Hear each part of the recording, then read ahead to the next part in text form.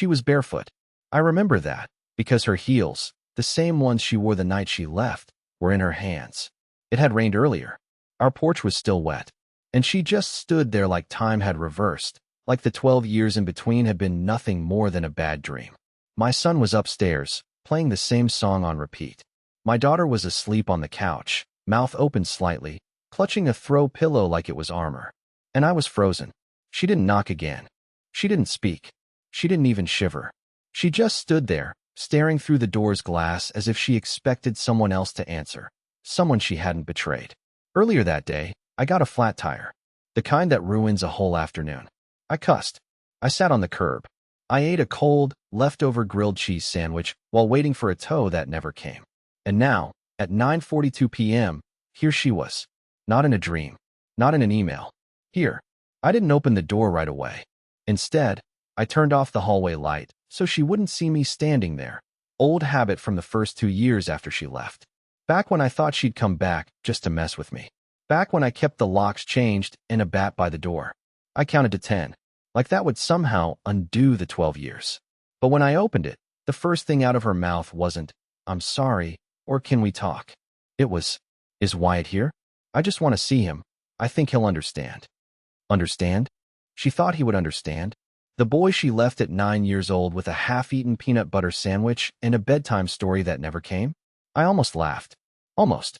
Instead, I told her to sit on the porch bench, the same one I built when she said we needed more quiet moments outside. She sat. She folded her hands. She looked at her feet. I asked her why now. She didn't answer right away. And then, slowly, like someone reading a confession off a cue card, she said, "He left me. Tanner left me. 3 months ago. Took everything. The bank account, the car, the condo. I had no one else." I shut the door. But that was only the beginning. Because when my daughter woke up and saw her through the window, she smiled. And that smile is why I eventually let her in. I didn't sleep that night. Every few minutes I'd glance out the window to see if she was still there. And she was, arms wrapped around her knees like a teenager caught in a storm. I half expected her to vanish, like a ghost that appeared only to torment me. But this wasn't a ghost. This was Darla, very much alive, and apparently very much abandoned herself. Wyatt didn't come downstairs. He heard her voice. I know he did. He just didn't want to see her. And Everly, well, she stayed quiet. She didn't ask questions. She just moved a little closer to the window and watched. I think a part of her didn't even believe it was real. How could it be? The woman who vanished without explanation, without a hug, without even taking the baby pictures off the fridge, now sitting on our porch like she belonged here. The next morning, she was still there, still barefoot, still waiting. I made coffee and drank it slow, just to buy time. I didn't want to talk to her. I didn't want to not talk to her. I didn't want to yell. I didn't want to forgive. I didn't even know what I wanted. I just knew she couldn't come in like this was a forgotten argument we could patch over with coffee and awkward smiles. When I finally opened the door, she looked up like she'd been practicing what to say all night. "I'm not asking to stay," she said. "I'm just asking for 5 minutes. That's all." I nodded, and she stepped inside. And just like that, after 12 years, she was standing in the same living room where she once told me I was comfortable but not exciting. Like I was some kind of old recliner she'd finally worked up the nerve to toss out. She noticed the changes immediately. New paint, different couch. The photos on the wall were mostly of Wyatt and Everly now, school plays, camping trips, a few graduation snapshots.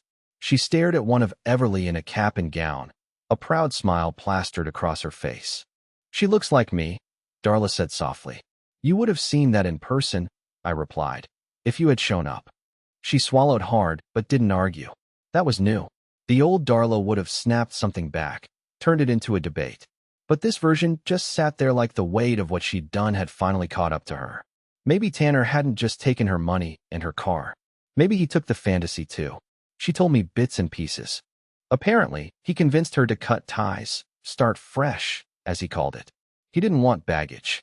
He didn't want kids who weren't his. He certainly didn't want to hear about a boring ex-husband who still worked 2 jobs and drove a dented Nissan. So she erased us. Voluntarily. Willingly.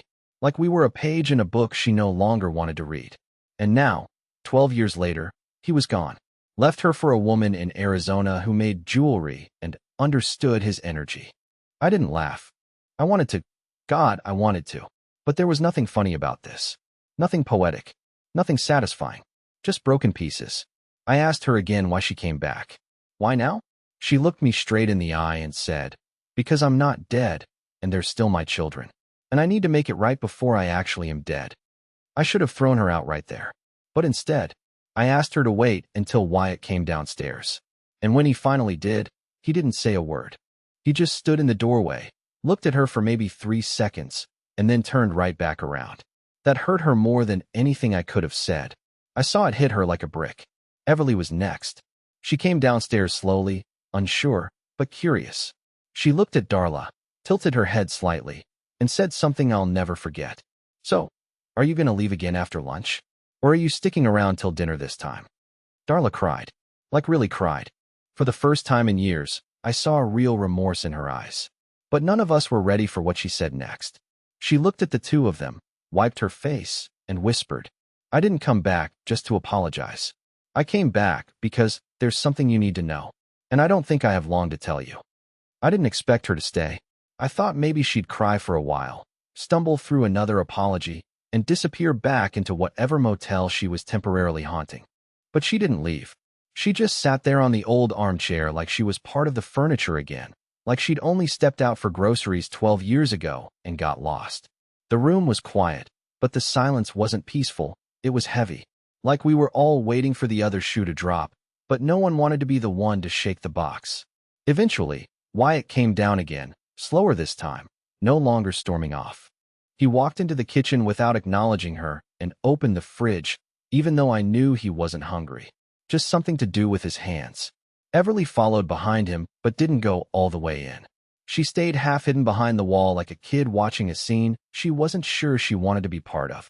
And Darla, she looked from one to the other with wide, searching eyes. But neither of them gave her anything. No warmth. No hate. Just emotional distance carved by time. And then she said it. Softly, but clearly, I have cancer. Nobody moved. Wyatt closed the fridge without taking anything. Everly leaned against the wall and blinked. I stared at her, trying to process if this was the next manipulation, another performance. But her hands were trembling. Her voice cracked just slightly. And I remembered that look. The one she used to have right before giving bad news at school conferences or calling about a dead pet. It was real. It felt real. She explained slowly, carefully, like she knew how fragile the truth would land. A rare form of lymphoma. Diagnosed 6 months ago. Caught late. Treatments failed. Not a lot of time left. She said the words like they belonged to someone else. Apparently, she'd tried to write us letters. She'd started dozens of them over the years. Birthdays, Christmases, milestones she'd missed, but never mailed any. Said she felt like she didn't have the right. That after choosing Tanner and vanishing, she'd forfeited her place in our lives. So the letters sat in a box somewhere in Missouri, collecting dust and guilt. I know I don't deserve to ask anything from you, she said. I don't even expect forgiveness. But I need to tell you something before I go. It's not just about me. It's about why I left. And why I really stayed gone. That caught my attention. We all assumed it was selfishness. A midlife crisis wrapped in yoga retreats and cheap wine. But her voice had something else now. Urgency. Regret, sure. But something darker. Wyatt was the first to speak. His voice was dry, flat. So tell us. If this is your last act, then drop the script and just say it. Darla reached into her purse, a cracked, worn leather thing that looked like it had been through just as much decay as she had, and pulled out a folded paper. It was creased, torn at one edge, clearly read more than once. She didn't hand it to anyone, just held it in her lap and stared at it for a second. Then she said, before I left, something happened. Something none of you knew about. It wasn't just Tanner. He wasn't the reason I stayed away. He was the excuse. She unfolded the letter, and suddenly my stomach dropped. Because the handwriting wasn't hers. It was mine. 12 years ago, I wrote a letter I never sent. It was during the worst fight of our marriage, the night she first mentioned wanting space. I poured my anger onto paper, calling her selfish, unreliable, emotionally unstable, and worse. I accused her of being a failure as a wife and a ticking time bomb as a mother. It was brutal, raw, shameful, even. I had written it out of fury, then folded it and tucked it away in the garage drawer. Apparently, she found it, and she read it, and she believed every word. I thought I was poison, she whispered. I thought you'd be better without me. I thought if I stayed, I'd ruin them. She wasn't crying anymore. She just looked exhausted, like she'd been running from that letter every day since. It changed everything. Not because it made her actions okay, not because it justified the abandonment, but because it reframed the silence. She didn't vanish because she wanted freedom. She vanished because she thought she was freeing us from herself. And now, 12 years, 2 grown children, and a diagnosis too late, she was trying to rewrite the ending. I remembered the letter the second I saw it. The ink had bled slightly from where I'd spilled coffee on it, right over the word resentment. It was folded 3 times, stained in one corner, and it even had the small rip in the edge where I'd once opened the drawer too quickly and caught it on a screw. I had written it 12 years ago, not to her, but at her. The difference matters. I never intended to send it. I never even intended to read it twice. It was one of those late-night vents, the kind you write just to get the poison out of your system, the kind you ball up and burn. Except I didn't burn it. I stuffed it into the back of a drawer behind a rusted screwdriver and forgot about it. Or at least, I tried to. She found it the morning she left. That much was clear now. I don't remember what triggered me to write it. Maybe it was a cold look she gave me at dinner. Maybe the 1,000-yard stare she'd been giving the walls instead of our kids. Or maybe I just finally cracked after pretending we were okay for too long. But what I wrote, I still wish I hadn't. Darla read it aloud. Slowly, one line at a time. Her voice flat, almost numb. Not theatrical, just tired. You're not a mother, you're a guest in their lives. You float in and out, smiling at breakfast, vanishing by bedtime. You don't raise them, you orbit them. Wyatt stood up and left the room. Everly looked away and blinked hard. Like hearing it come from her mother's mouth made it worse somehow. Like it validated something she'd felt, but never said. Darla kept reading. I don't know who you are anymore. You talk about finding yourself, but all I see is someone running away and calling it a journey. If you left tomorrow, I'm not even sure they'd notice. That's how little presence you have left in this home. And then the final sentence. The one that hit the hardest. Maybe we'd all be better off without you. Silence. She folded the letter carefully and placed it on the coffee table like it was a sacred object. Nobody touched it. I read that, she said, and the worst part was, I agreed. It was the first time since she'd returned that I didn't know how to feel. I wanted to scream at her for leaving. I wanted to scream at myself for giving her the ammunition. But mostly, I wanted to disappear into the kitchen and pretend this conversation wasn't happening in the middle of my living room with a dying woman and 2 emotionally shattered adult children. That letter, she continued, wasn't what made me leave. It just made the exit easier. Tanner, he was just the door I ran through. She leaned back in the chair, hands trembling slightly, her eyes flicking from Everly to the hallway where Wyatt had disappeared. But I didn't come here just to unpack my regrets. I need your help. And I know I don't deserve it. I narrowed my eyes. What kind of help? She hesitated. That half-second pause. That inhale. I'd seen it 100 times before when she was about to admit something that would drop a bomb. There's someone else, she said. Someone who doesn't know the truth. Someone who might come looking. And if they do, they might knock on your door, too. I felt my pulse spike. Everly shifted forward. Who? Darla took a shaky breath and looked me in the eyes. His name is Caleb. He's my son. My vision tunneled. My ears rang. You're what? I asked, my voice sharper than I intended. She nodded, shame washing over her face. He's 11. Tanner never knew. Nobody did. I didn't want to tell anyone. I didn't even want to have him, at first. But once he was born, I couldn't walk away again. Everly stared at her like she'd just spoken another language. Wait, she said, her voice barely above a whisper. So we have a brother? Darla looked down. Half-brother. Yes. And just like that, the room broke open again. Wyatt returned right as she said it, and the look on his face wasn't confusion. It wasn't hurt. It was rage. You don't get to show up here with a kid we've never met and ask for help, he snapped. You don't get to dump secrets and expect us to clean them up while you die. Darla didn't argue. She just nodded, her lips pressed into a thin line. I know, she whispered. But you might be the only ones who can stop what's coming. At first, I thought I misheard her. Maybe it was the ringing in my ears or the fact that my body had gone completely still. The kind of stillness you only experience after a car crash or a phone call in the middle of the night. But she repeated it. Caleb, 11 years old. Her son. Her secret. The silence in the room was loud. Wyatt's jaw was locked. Everly had both hands clasped tightly in her lap, her knuckles pale. And I didn't know what emotion to pick. Confusion? Betrayal? Numbness? My heart felt like it didn't even know how to beat to this rhythm. You had another kid and never told us? Everly finally asked, her voice brittle and thin. Not once in 12 years. Darla flinched, but didn't back down. I didn't plan it. It wasn't some big secret to hurt you. I was in survival mode. I found out I was pregnant right after I left. Tanner didn't want a baby. He told me to take care of it. And when I didn't, he told me I was on my own. Then why stay? Wyatt snapped. Why not come back? You had every excuse to come back. But you chose to stay invisible. Darla nodded. I did. I chose wrong, over and over. I was ashamed, and scared, and convinced that I had already ruined your lives so badly that there was no place for me here. But Caleb, he was different. With him, I tried to do it right. She stood up slowly, reaching into her coat and pulling out a small envelope. She handed it to me, and when I opened it, I found a photo. A school picture. The kind you get from Walmart photo day, blue background, forced smile, shaggy hair. Caleb looked nothing like Tanner. In fact, there was something hauntingly familiar in the eyes. My stomach twisted when I realized what it was. He looked like Wyatt. He looked like me. Wait a second, I said, suddenly feeling the blood rush to my ears. You said Tanner didn't know. You said nobody knew. But if Caleb isn't his? She hesitated.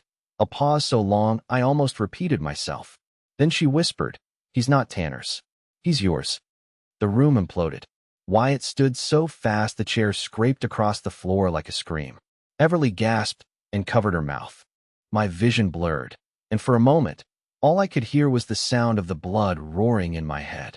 No, I said, backing away. No, that's not possible. We weren't even. You left. You were with him. Not before, Darla interrupted. It was you. That last night, the night we fought, before I packed my bags. We'd slept together, remember? You said maybe we could still fix things, and I didn't answer. That was the night. I remembered. God help me, I remembered. I sat down. Hard. My knees weren't working. My lungs weren't either. You're telling me I have a son I never met. I muttered, barely able to believe the sound of my own voice. An 11-year-old boy who thinks Tanner, or no one, is his father? She nodded. He knows he has a dad. I just never told him who. I told myself I'd wait until he was older. Until I had the courage. But then it was too late. And now I'm sick. And he's in danger. That last word, danger, cut through the fog like a knife. What do you mean danger? Wyatt asked. His tone had shifted. Not angry now, but wary. Alert. Darla took a deep breath and looked at us like someone about to deliver a verdict. Tanner came back. He showed up last month, angry, drunk, and broke. He found out about Caleb. Said he deserved to know if the kid was his. I told him he wasn't. I told him to stay away. And did he? I asked. No. He's been calling, following us. He broke into the apartment once while we were gone. He took some of Caleb's drawings, pictures. I think he's planning something. I tried to go to the police, but he hasn't physically harmed us yet. And without proof, they won't do anything. Now that I'm getting weaker, I'm afraid he's just waiting for me to die. She let those words hang there, daring us to question whether she was exaggerating. I came here, she continued, because if I don't make it through the next few months, he'll be left alone. And if Tanner gets to him, I don't know what will happen. I stared at her, unable to speak.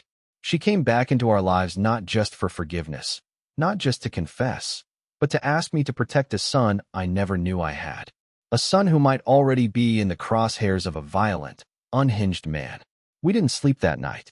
After Darla dropped the bomb, Caleb being my biological son, Tanner threatening them, and her own ticking clock diagnosis, the air in the house changed. It wasn't just tension anymore. It was weight, gravity, a sense that something was coming, and we didn't have the time or the tools to stop it. Wyatt didn't say a word to me. He just slammed the door to his room, hard enough to shake the frame. Everly sat on the stairs for over an hour, staring into nothing.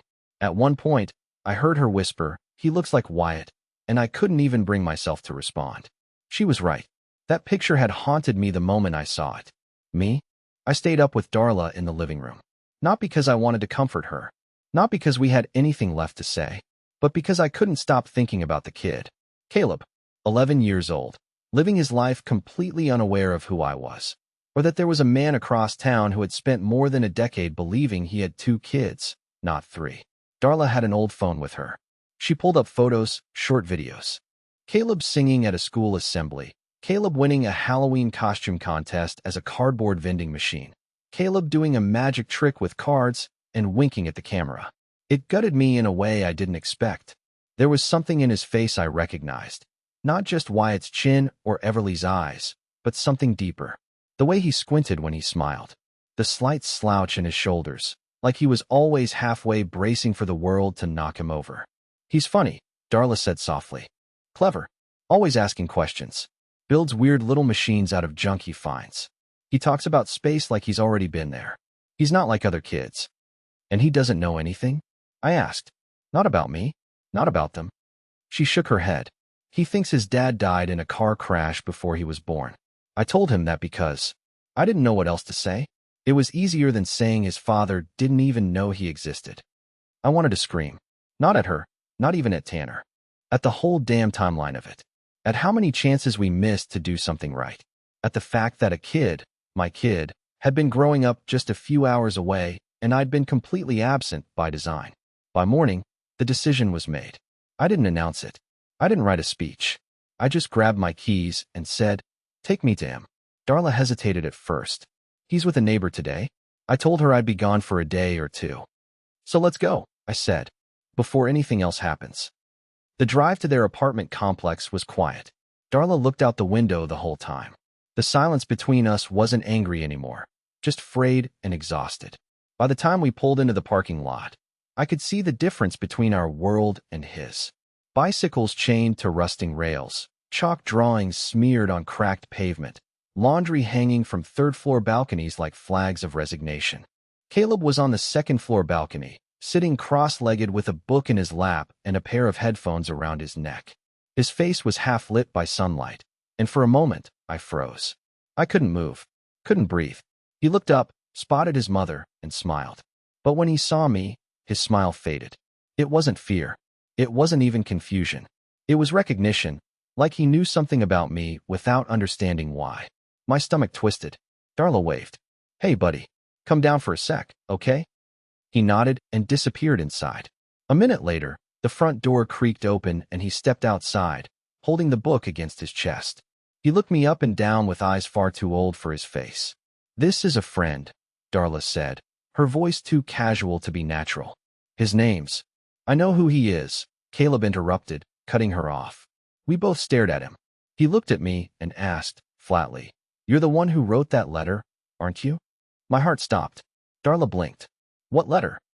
"The one in your drawer," he replied. "The angry one. You cried when you read it last month. I found it while you were asleep." My mouth went dry. Darla looked like someone had just knocked the wind out of her. "You read it?" she asked, horrified. He nodded, still staring at me. "I'm not stupid, Mom." Then he turned to me and said something I'll never forget. "You said if she left, we'd be better off. But she stayed. For me. So were you wrong, or was she?" I couldn't speak. I'd only just met my son, and he was already holding my past in his hands like a verdict waiting to be read aloud. And then he asked the next question, the one I feared most. "If you're my dad, are you going to leave too?" I didn't answer Caleb's question right away. Not because I didn't know what to say, but because I was terrified of what the wrong answer might do. 11 years without a father, raised on silence and half-truths, and the first real thing he asks me is whether I'm going to leave. Like I'm just one more exit in a long line of disappearances. "No," I said finally. "I'm not leaving. Not this time." He didn't say anything back, just nodded slowly, as if he didn't believe me yet, and I couldn't blame him. He had every right to doubt me, to doubt her, to doubt every adult who'd failed him in some quiet, invisible way. Darla said he could stay with us for the weekend, just to test the waters. Wyatt wasn't happy about it, said the house already felt like a museum of betrayal, and now we were adding a whole new exhibit. But he didn't stop it, and Everly, surprisingly, leaned into it more than I expected. She asked Caleb about his favorite bands, showed him how to connect to the Wi-Fi, even let him borrow her old Nintendo Switch. For a few hours, it felt almost, not normal, but manageable. Like maybe, just maybe, this broken mess of a family could stretch far enough to include someone new. But that night, everything changed. It was after 11 p.m. The house was quiet. Caleb was asleep on the pull-out couch, curled up with Everly's spare blanket and a book he'd barely put down all day. I had just stepped into the kitchen for a glass of water when I saw the motion light flicker on outside. At first, I figured it was a raccoon. We get them sometimes. But something about the shape moving across the driveway wasn't right. Too tall. Too deliberate. I moved toward the front window, lifted the curtain just enough to peek through. It was him. Tanner. I hadn't seen him in 12 years, but I recognized him instantly. Same build. Same smug posture. But older now. Bloated in the face. Hollowed-out eyes, and a way of walking that told me this wasn't a polite visit. He didn't come to knock. He came to enter. He wasn't carrying anything, but his hands were twitching, like he was deciding whether to punch something or light it on fire. His car, a beat-up black sedan with one mismatched door, was parked halfway onto our lawn. He stepped right up to the porch and cupped his hands around his eyes, peering into the living room like a customer at a closed store. I backed away quickly and whispered to Darla, who was half asleep on the armchair. Her eyes opened, wide and terrified. He found us. Did you tell him where we were? I asked, too harsh. No, I swear. I told the neighbor I was staying with family, but I never gave details. We didn't turn on any lights. We didn't want to let him know we were awake. But then Caleb stirred. I could hear the faint shuffle of his feet as he sat up and rubbed his eyes, groggy and disoriented. Is someone out there? He whispered. Darla rushed to him, knelt beside the couch, and held him tight. And then the knock came. Hard. 3 times. Not aggressive, but confident. Like he had every right to be here. Darla, Tanner called out. His voice was thick, slurred, but still sharp around the edges. I know you're in there. I saw your car. We need to talk. Nobody moved. I ain't here to cause trouble, he continued. But I'm not leaving until you come out and explain why you took my son. That word, made my stomach turn. He didn't know. He still thought Caleb was his. And now he was standing on my porch, threatening something he didn't even understand. I'm calling the police, I said quietly.